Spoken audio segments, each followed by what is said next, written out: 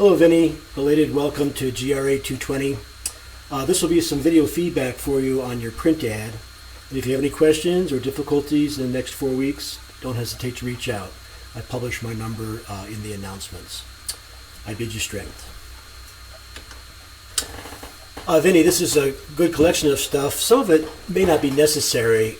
It was all like a 360 megabyte package compressed. But it's complete, and I guess the thing I'm most interested in is the Illustrator file.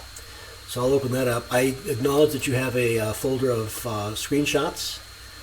You can knit those into a narrative that track your progress in the class.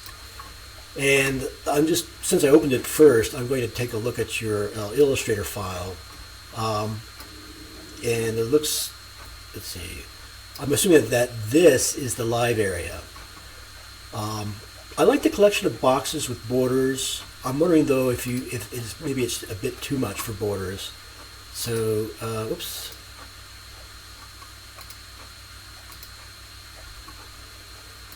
What was it?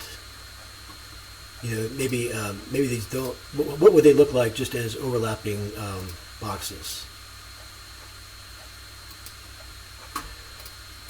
And perhaps consider bleeding the photographs off the edge of the page, you know, like so.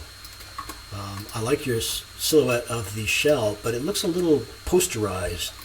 I'm not sure if did you use a filter on it for any reason?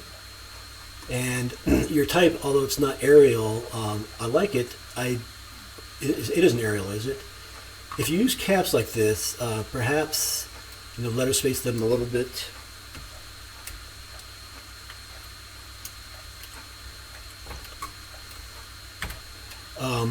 And, you know, is there any reason not to make this the same size, or is it just lowercase? Think about some vertical axes that you can hang things off of. You've almost got it going. I see a implied line right here. Again, I don't know if you need so many bars. What would it look like without them? Whoops, here I am. Anyway, consider other arrangements with fewer ingredients and limit the sizes of type to, you know, try to get it down to maybe 1 or 3. Also, pick one way of aligning type. Here you've got it centered. Well, I guess here it's flush left, rag right. You know, I think it might be better if it was all flush left, rag right. Perhaps that's my own preference. And I think there's no reason not to make all of the contact information not only smaller, but you know, the same size type. And perhaps, you know, it doesn't need to be huge. You might consider printing this out, because you'll find that what you think is small on the screen is actually huge in print.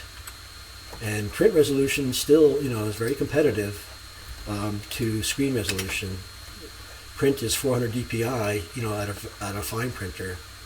So anyway, consider making some of the type that you want the viewer to maybe have to dig a little bit for out of interest. Make that smaller.